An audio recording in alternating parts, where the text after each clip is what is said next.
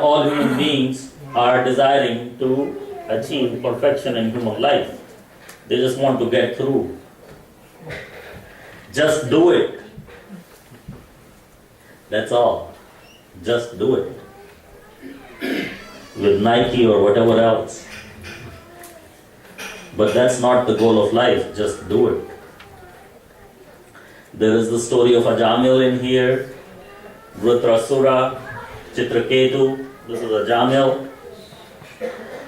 This is Vritrasura in the top picture. King Indra is killing the Vritrasura.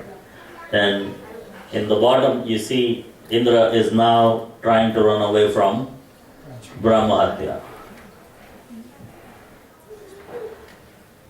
So the 7th canto is called Ishanu Katha because it gives the spiritual information regarding personality of Godhead, talks about different incarnations on earth and activities of his devotees.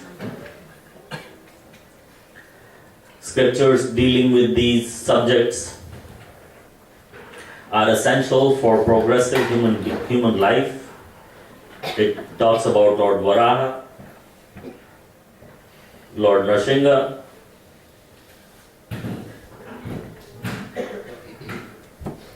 so the 7th canto is what we will be talking about in more detail.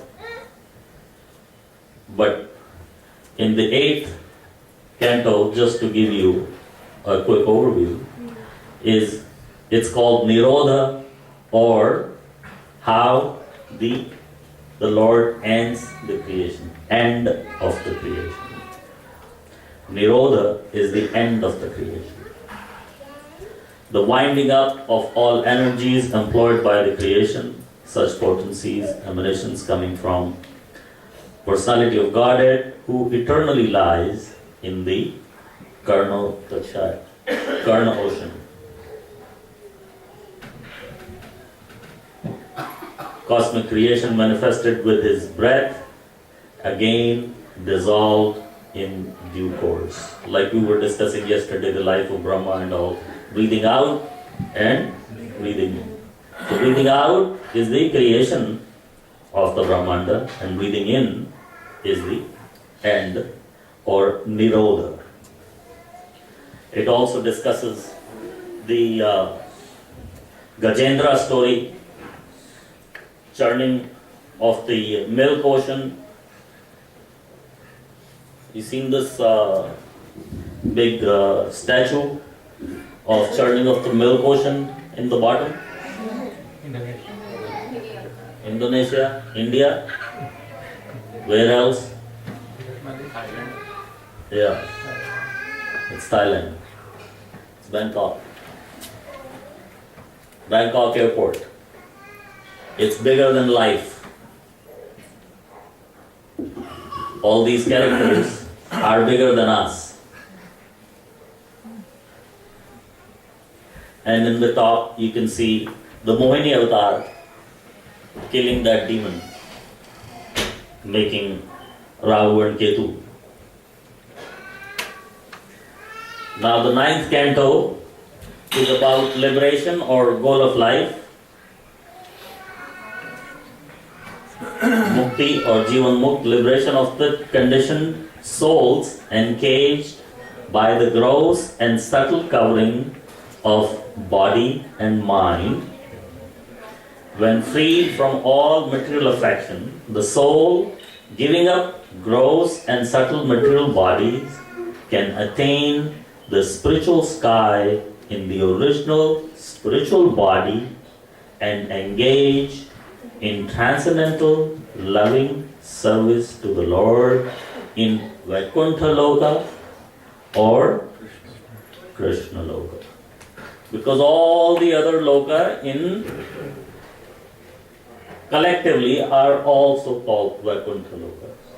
Although there are a lot more Lokas over there than we have here, as we were discussing yesterday. So many Brahmandas. So similarly in the Vaikuntha Dham, there are even more than that different planets. Like Lord Nrsimhadev has his own, Lord Varahadev has his own, all the incarnations. And these are not the only incarnations, like we know about Dashavata, 10 incarnations. Srimad Bhagavatam talks about how many of them? 24 of them. But the Bhagavatam also says the incarnations come as the waves in the ocean. Do the waves in the ocean ever stop? No, one after the other, they keep coming, keep coming. So that's how the incarnations are also. We don't know all of them. We probably won't know all of them.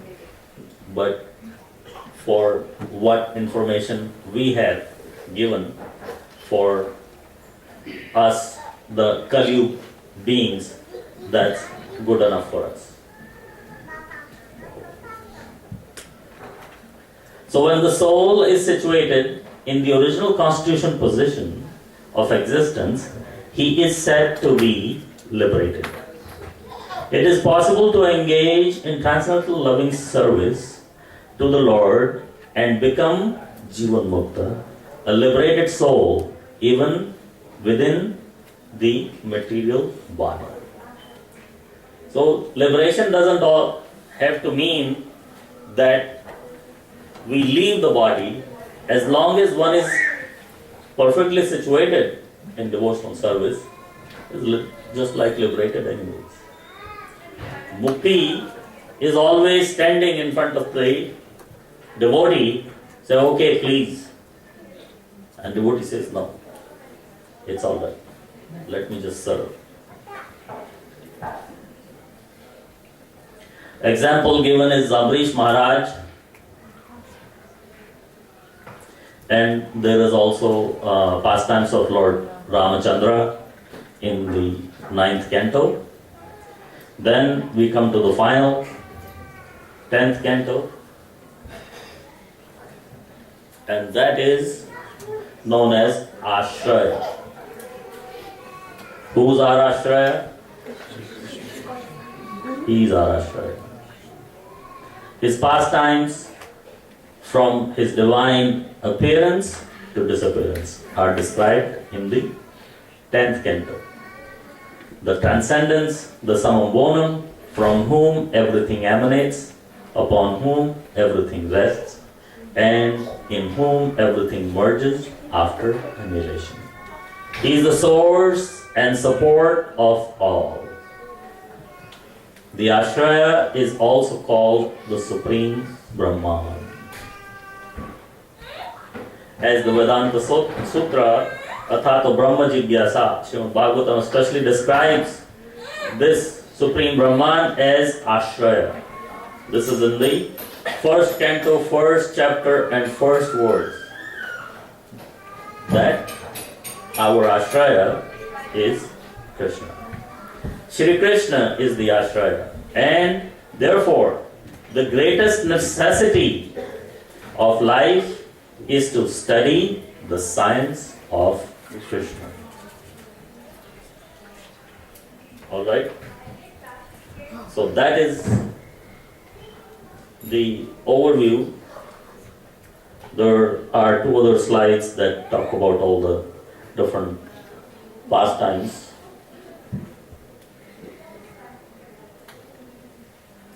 But these 2 slides talking about the pastimes could be a few days worth of discussions. But I'll let you see them quickly. And that is the overview show that we were trying to show you yesterday. And we accomplished the task of finishing it today. Is there any questions about what you have just seen? Then we would take you up to where the 7th canto is. Any questions? Hare Krishna. Yes. The Yes. Sukshma Sharir is called as Manasbuddhi Ahankar.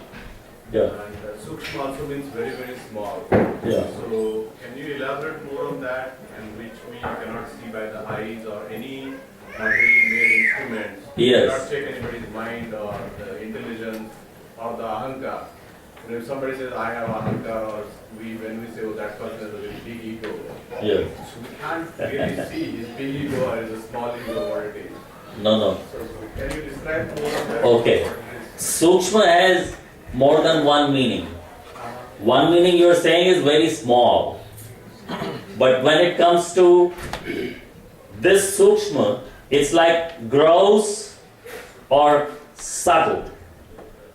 All the gross material elements you can see. You can see the sky, you can almost see the air, you can see the earth, you can see water. All of those things, they are more visible, right? But subtle means things that you cannot see. Like somebody asked Srila Prabhupada, if there is God, let me see God, then I will believe that there is God. Can you show me God? Srila Prabhupada asked him, do you have a brain? Can you show me? If you show me your brain, I'll believe you have one. You can't show me, then you don't have one. Get out. You cannot show your intelligence to somebody. It is not something that you can say, okay, here it is. I want to see your hand, you can very easily, yeah, here is my hand. Here is my head, this is my nose. But where is your intelligence, Prabhu? You cannot show me. So, the meaning of the word Sukshma here is what the English translation would be subtle. Something that can be felt, but it cannot be touched or felt. Meaning by touching or seen, like that. So Man, Buddhi, Ahankar are three of them like that. You cannot see them. They can be huge. One can have a huge intelligence. But somebody who's not intelligent at all, to show, there is same thing. I have nothing to show, and this guy has nothing to show either. So huge ego or small ego, they're both subtle in the sense that they're both invisible. Is that okay? Any other question?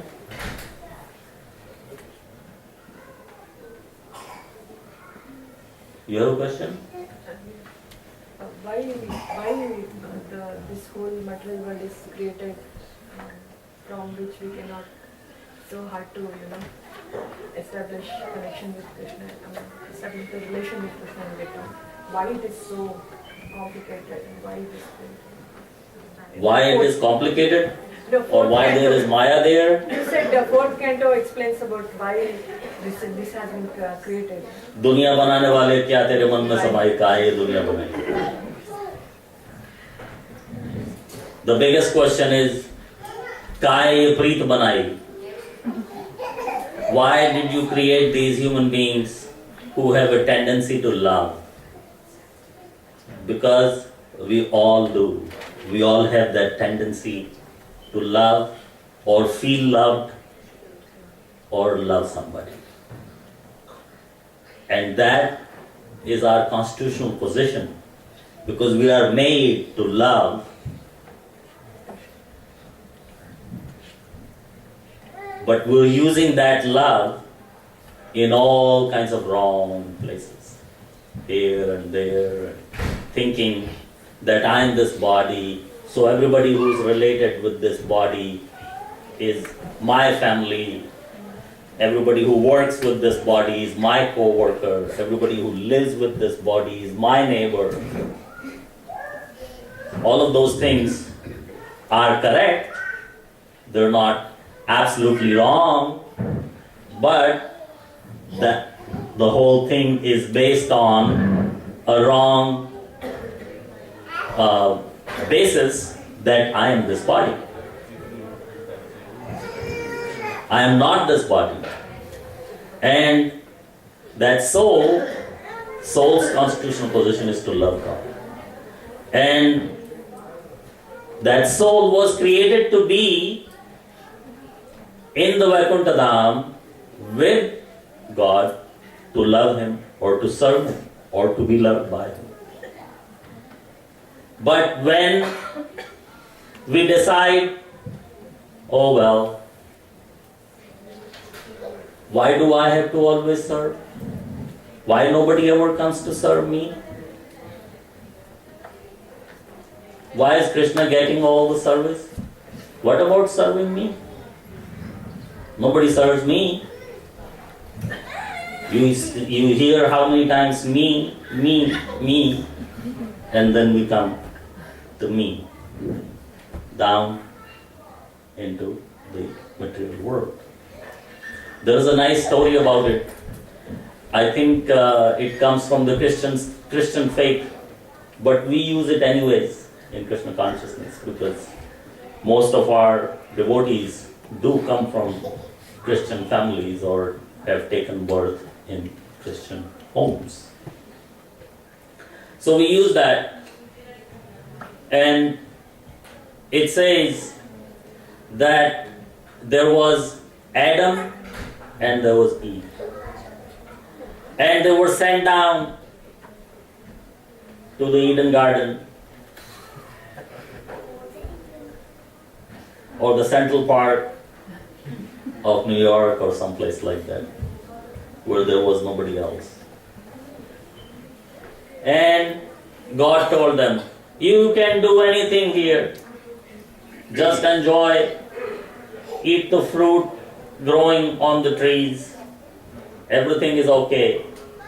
But do me one favor. This one apple tree over here, don't eat the fruit from this apple. So they were living happily ever after. But a serpent, a snake came down that apple tree and said to Eve, why you don't eat any fruit from this tree? She said, no, we can't do that. God said no. Don't eat the tree. Don't eat the fruit from this tree. I say, you know why God said that? She goes, no, I don't know why God said that, but whatever God says we do, that's all I know. So I can tell you. So if you eat the tree, eat the fruit from this tree, you will become God. Oh, I can become God. And she takes a piece and she bites into it and she gives it to Adam. Look, this is a very nice apple. Why don't you bite into it as well? And he bites into it. And right away they realize two things. What? My God, we're both naked. And number two, oh, this is a man, I'm a woman. Because of all of that apple, biting into that apple, the whole mental conditioning is changing. Like we were discussing yesterday, that Shukdev Goswami, soon as he was born, he left home. And he's going by the river, and there are young girls bathing in the river, naked. And he goes by, they don't care. His father comes by, they all cover up. And when they are asked, what do they say? In his eyes, there is no difference in a man and a woman's body. That's why we don't care. But in your eyes, it's not the same. So we cover that. So this is, in a way, in the sense, it's that Maya that is covering us. Shukdev Goswami did not need to wear clothes. He was Tattvadarshi. He could see beyond the body. Now, don't tell me that tomorrow anybody start following Shukdev Goswami like that. No, I'm now seeing beyond the body. So, Akrura Prabhu said it's okay. I don't have to wear clothes anymore. Please don't do that. Because not wearing clothes is not going to do it. And if you are Tattvadarshi, then even if you are wearing clothes, it doesn't matter. You don't have to not wear clothes to be Tattvadarshi. So, these are the coverings that cover us. Tera, mera, ye cheez teri, ye meri, my body, my wife, my husband, my child, my house, my car. Whose is it? Yeah, other than the bank. It's nobody's. Ultimately, Krishna is the owner of everything. So, in another sense, it can also be taken as this material world is a jail. Like every city, not wanting to have a jail, still has to make a jail. Why? Because the city knows, or the city authorities know, that there will be some people who will not follow the law. So they will have to be sent into the prison house. Nobody wants it, but you have to do it. So Krishna does not want the material world. This material world is only about 1/4 of the total creation. The total creation, the Vaikuntha Dham, are 3 times as much, or 3/4 of the total creation. And the material world is only 1/4. So, those who misbehave, they come here. You want to enjoy on your own? There you go. Like the dad buys a Mercedes Benz and a 5-year-old says, I want my own Mercedes Benz. Why didn't you buy me one? I said, it's yours. No, this is not mine. This is yours. You take it to work and all that. Buy me one. So what does he get? A little model of a Mercedes Benz. Here, you can have this one. The gates open up, the lights up, and 99 kids out of 100 are happy with it. Yes, I got my Mercedes. And then what does he do? He holds it, runs with it, and thinks that the car is running him, but actually he is running the car. But really, we can laugh at the kid, but that's exactly what we're doing here also. We think that we're running the car, but the car is running. We think that here, this amazing little thing, everybody is aware of this. I am the master, I can tell it. Send an email, make this phone call, do this, look up Google, check the Facebook, everything, and this does for me. That's what I think. But you know the truth? The truth is the other side. This orders to you, charge me, I'm running low. Get me Wi-Fi. No connection here. Pay your bill, otherwise I'm gonna go out. There are so many demands that this guy is making from us, and we think that we are demanding from this guy. So it's 2 different perspectives. If you can get everything from him without cellular network, without Wi-Fi, without paying the bill, without charging, nothing, then that would be a glimpse of the Vaikuntha Dham. Just a tiny little bit. Because here, whatever we get, pleasure or sukh or something, we have to pay very heavily.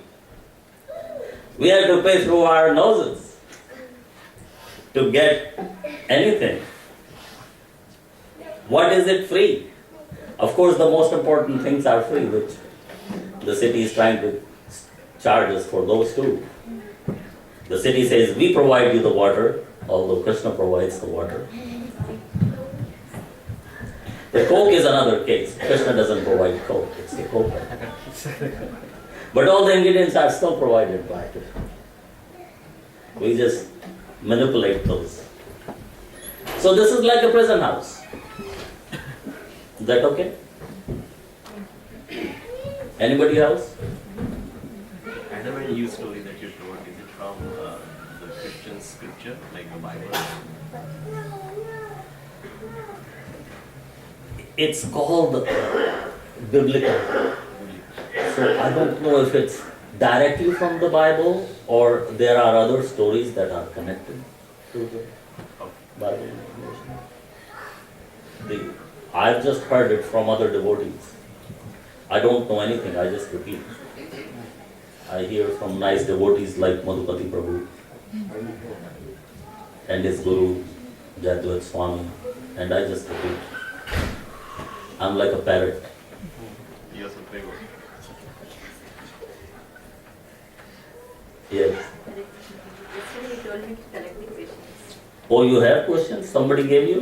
One Oh, question is, okay. the question is, when we go back to Goloka, do we remember everything that we have gone through in this material world? Can this be impetus not to come back? You don't want to remember anything from this material world. Go back. It's like going to Disneyland and remembering your worst day at work. Might as well not go. Why waste the money? You won't want to remember anything. But of course, when you are in the spiritual state, then past, present, future is knowing past, present and future is no big accomplishment. Our soul still has that quality. The soul has three main qualities. They are Sat, Chit, and Anand. So the Chit potency, the Chit quality is all-knowing. So what is past, present and future? Nothing. Very, very easy, very simple. So the soul knows it even now, but just the information is all covered because of our association with the matter since time immemorial, so it's all covered up. It's like you get some dust on things around your home. That's why you have to dust and then dust again. But what happens if you don't dust for several months? The dust will accumulate. And what if you did not dust for 10 years? It will not be dust.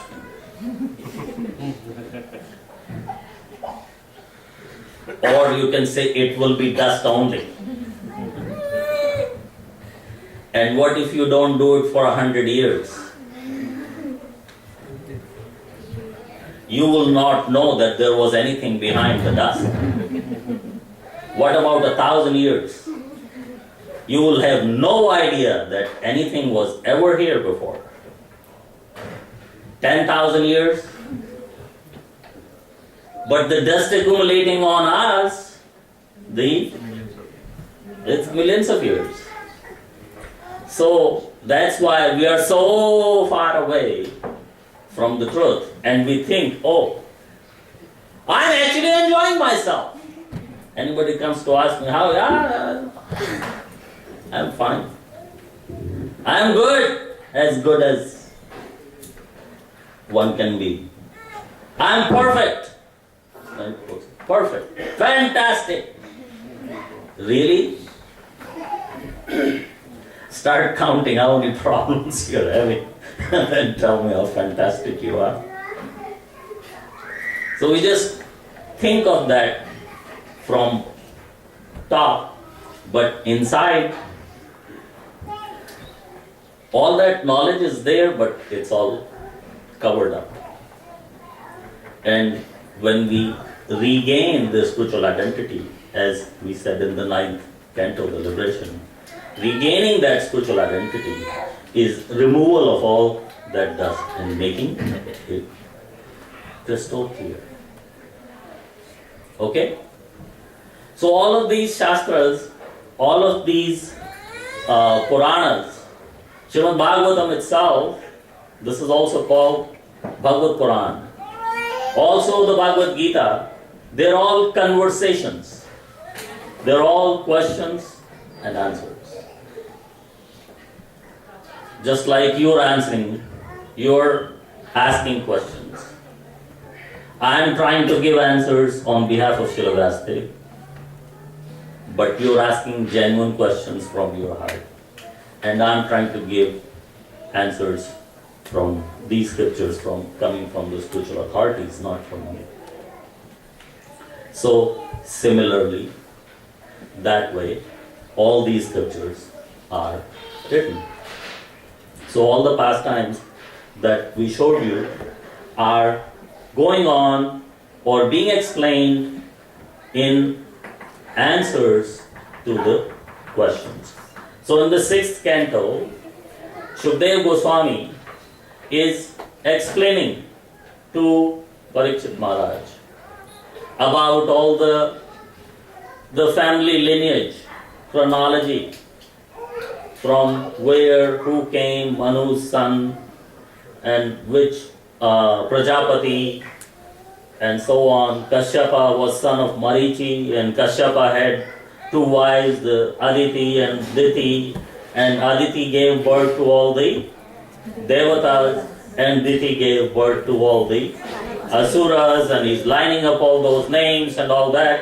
And then he says, he talks about Maruts, that there are 49 Maruts who are actually the sons of or given birth by Diti, but they are demigods. How's that? Parikshit Maharaj asked the question. All of Diti's sons were supposed to be demons. How come the Maruts, they became demigods? So, Shukdev Goswami starts to give an answer. That what happened that when Jaya and Vijaya, first he tells about Jaya Vijaya. The Jaya Vijaya, they take birth as Hiranyaksha and Hiranyakashipu. And Lord Vishnu or Krishna has to take 2 different incarnations to take care of them. But they were sons of Diti. Everybody else was happy that they killed because they were troublemakers. But the mother was not happy. They were my children. They got killed. So she did not blame Vishnu or Krishna for them. She blamed Indra. It's Indra. It's because of Indra my sons are killed. I hate this Indra. Although he is only my own stepson. But I don't like him at all. I need a son who can kill Indra. So she asked her husband. And her husband said, how can I give you a son to kill my own son? What kind of Indra is my oldest son from my other wife, Aditi. She said, no, he is unfair. He has to be punished. There is no other punishment for him. You must give me a son. So there's nothing going. Nothing could be worked out. He said, okay, your son will be Indra. But in Ha has two meanings. Ha, one meaning of Ha is Hanta, the killer of Indra. And the other meaning of Ha is disciple or the follower. Somebody who will do anusaran. Anusaran and anukaran. Anusaran. So, but he says, okay, you have to perform a vrat for 1 year. If you successfully complete, then you will get Indra. So she notes down everything and she tries to follow by the teeth. And Indra is worried, oh my God, my Mausi is going to give birth to somebody who's going to kill me. This is a big problem. I better keep an eye on this situation. So he becomes like Kansa or one of those demons.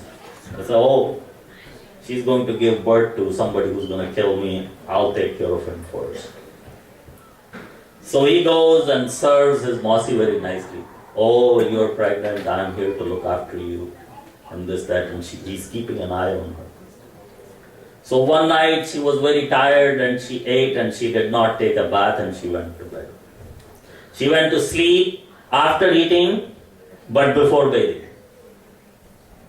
Indra said, yes, she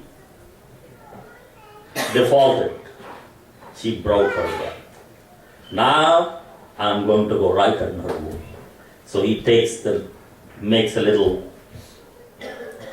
size of himself and he enters her womb and takes out his sword and cuts her fetus into 7 pieces. But when he cuts the fetus into 7 pieces, it transforms into 7 fetuses. Instead of 7 pieces, it became 7 full fetuses. So, this is no good. I made a mistake. I should cut them again. So he cuts the 7 into another 7 pieces each. And they become 49. And they become 49 fetuses. There is no way. I'm increasing the problem here. There was one person to kill me, there was 49. I better stop it before I make the whole army. So he comes out and tells his aunt in the morning, look, I tried to do this, but it didn't work. It all backfired. And so on. So these 49 Maruts, although they had their own 49 names, but collectively they were called Maruts. Just like the Pandavas, they have their own 5 names, but collectively they're referred to as Pandavas. So similarly, these Maruts, and Kashyapa says, okay, you broke the vow. So what ends up happening is these the 49 Maruts, when they take birth, they're given to Indra, and they were fierce warriors. All of them were warriors. But Indra was the first person that they had ever seen, even before their mother. So they really liked him. They all became his disciples. Hey, this guy is better than my mother. Who is better than my mother? Nobody is better than my mother. But he is, because he's the one we saw first. And in a way, he created all of us from one. So he is more mother to us than our own mother. So all these maruts, they go there. So in the 7th canto, soon as this pastime or this story is done and over, at the end of the 6th canto, Parikshit Maharaj asked another question to Shukdev Goswami, that Krishna or Vishnu is equal to everyone. Then how come he came and killed these demons and protected Indra? If he is equal to everyone. So Shukdev Goswami said, yes, we will give you the answer. He is equal to everyone. But this question was asked by Yudhishthira Maharaj to Narad Muni at the time when the Pandavas were performing the Ashwamedh Yagya. When the Pandavas were performing the Ashwamedh Yagya, they invited all the kings, princes, the personalities, all the rishis, munis, all the sages, they were all invited. But they said the head of the ceremony, the head person here is going to be Krishna. And soon as Shishupal heard that, he went ballistic. He went mad. Wow. Head of the whole society, this Krishna? He is a Chalya. Few days ago, he was herding the cow.